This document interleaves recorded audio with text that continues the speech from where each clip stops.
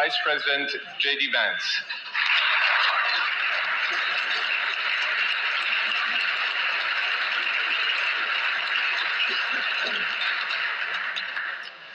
Well, thank you, and thanks to all the gathered delegates and luminaries and media professionals, and thanks especially to the host of the Munich Security Conference for being able to put on such an incredible event. We're, of course, thrilled to be here.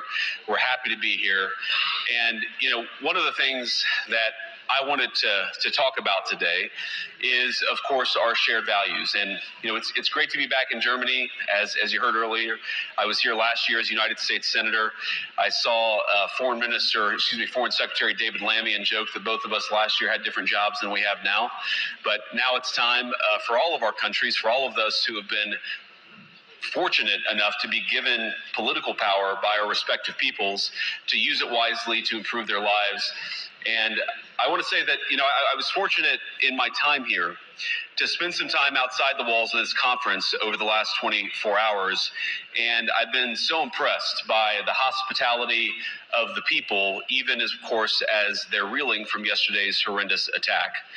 And the first time I was ever in Munich was with my wife, actually, who's here with me today, on a personal trip. And I've always loved the city of Munich, and I've always loved its people. And I just want to say that we're very moved, and our thoughts and prayers are with Munich and everybody affected by the evil inflicted on this beautiful community. We're thinking about you, we're praying for you, and we will certainly be rooting for you in the days and weeks to come. Now,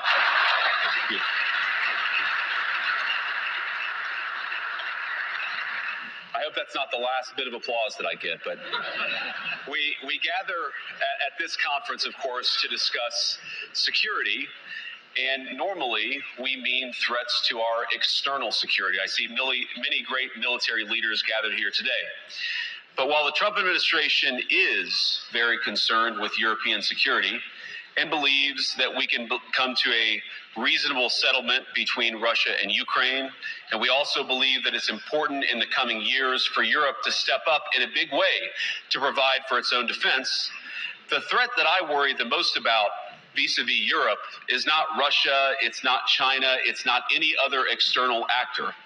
And what I worry about is the threat from within, the retreat of Europe from some of its most fundamental values shared with the United States of America.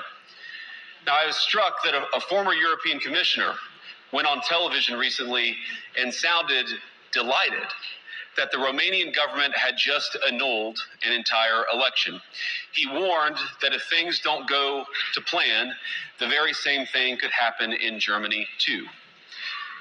Now, these cavalier statements are shocking to American ears. For years, we've been told that everything we fund and support is in the name of our shared democratic values. Everything from our Ukraine policy to digital censorship is billed as a defense of democracy. But when we see European courts canceling elections and senior officials threatening to cancel others, we ought to ask whether we're holding ourselves to an appropriately high standard. And I say ourselves because I fundamentally believe that we are on the same team. We must do more than talk about democratic values, we must live them. Now, within living memory of many of you in this room, the Cold War positioned defenders of democracy against much more tyrannical forces on this continent. And consider the side in that fight that censored dissidents, that closed churches, that canceled elections. Were they the good guys? Certainly not. And thank God they lost the Cold War. They lost because they neither valued nor respected all of the extraordinary blessings of liberty. The freedom to surprise, to make mistakes, to invent, to build. As it turns out, you can't mandate innovation or creativity, just as you can't force people what to think, what to feel, or what to believe. And we believe those things are certainly connected. And unfortunately, when I look at Europe today, it's sometimes not so clear what happened to some of the Cold War's winners. I look to Brussels, where EU commissars warn citizens that they intend to shut down social media during times of civil unrest the moment they spot what they've judged to be, quote, hateful content. Or to this very country, where police have carried out raids against citizens suspected of posting anti-feminist comments online as part of, quote, combating misogyny on the internet, a day of action. I look to Sweden, where 2 weeks ago the government convicted a Christian activist for participating in Koran burnings that resulted in his friend's murder. And as the judge in his case chillingly noted, Sweden's laws to supposedly protect free expression do not, in fact, grant, and I'm quoting, a free pass to do or say anything without risking offending the group that holds that belief. And perhaps most concerningly, I look to our very dear friends, the United Kingdom, where the backslide away from conscience rights has placed the basic liberties of religious Britons in particular in the crosshairs. A little over 2 years ago, the British government charged Adam Smith Connor, a 51-year-old physiotherapist and an Army veteran, with the heinous crime of standing 50 meters from an abortion clinic and silently praying for 3 minutes. Not obstructing anyone, not interacting with anyone, just silently praying on his own. After British law enforcement spotted him and demanded to know what he was praying for, Adam replied simply, it was on behalf of the unborn son he and his former girlfriend had aborted years before. Now, the officers were not moved. Adam was found guilty of breaking the government's new buffer zones law, which criminalizes silent prayer and other actions that could influence a person's decision within 200 meters of an abortion facility. He was sentenced to pay thousands of pounds in legal costs to the prosecution. Now, I wish I could say that this was a fluke, a one-off crazy example of a badly written law being enacted against a single person. But no, this last October, just a few months ago, the Scottish government began distributing letters to citizens whose houses lay within so-called safe access zones, warning them that even private prayer within their own homes may amount to breaking the law. Naturally, the government urged readers to report any fellow citizen suspected guilty of thought crime. In Britain and across Europe, free speech, I fear, is in retreat.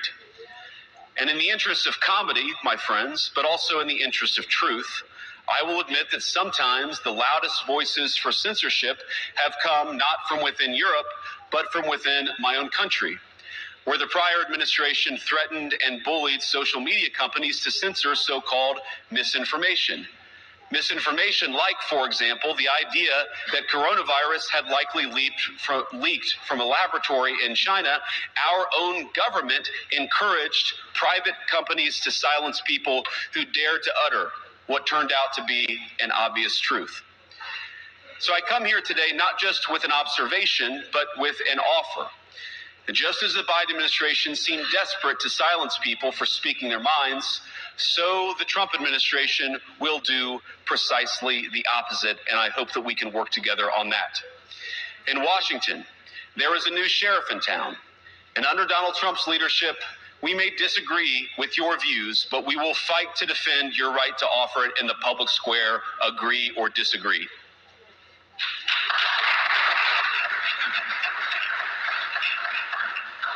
Now, we're at the point, of course, that the situation has gotten so bad that this December, Romania straight up canceled the results of a presidential election based on the flimsy suspicions of an intelligence agency and enormous pressure from its continental neighbors. Now, as I understand it, the argument was that Russian disinformation had infected the Romanian elections.